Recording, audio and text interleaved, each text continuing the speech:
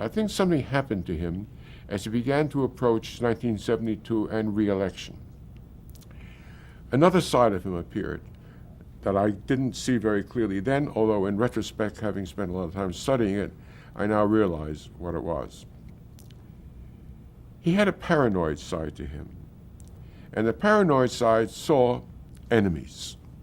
Where Americans would generally talk about rivals, adversaries, and so on, he had this word, enemies, which meant something far beyond somebody who's just running against you for office.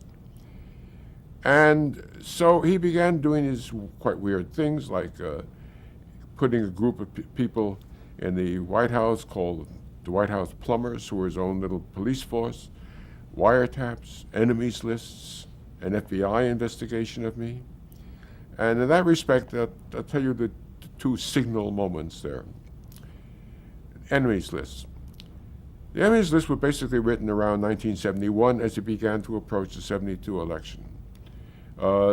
Their existence was not known out of the White House. We only got to know about it in 1973 when John Dean, who had jumped ship from the Nixon White House, testified before the Senate Watergate Committee about the existence of enemies lists. He submitted them in evidence but didn't read them on television.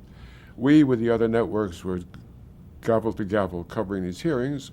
I was outside, along with Douglas Kiker of NBC and Sam Donaldson of ABC, each talking into his own camera, talking about these enemies lists, but we didn't have any names.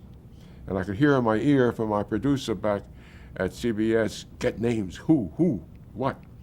And eventually, as we were talking, somebody came up and handed each of us a list. I was on the air live. I didn't have time to look at this document before I started reading it live. And so I said, oh, here is the first of the there are numbered 20 names, numbered, and let's see, it is from John Dean to H.R. Haldeman, subject, unscrewing our political enemies. And I began to read down the list until I came to number 17. And 17, Daniel Schorr. Notation, a real media enemy. And then I don't know how I looked at it. I've never seen the tape, but I felt as though I was going to gulp and collapse. But I did manage to say number 18, Paul Newman, number 19, Mary McGrory, number 20, and now back to you.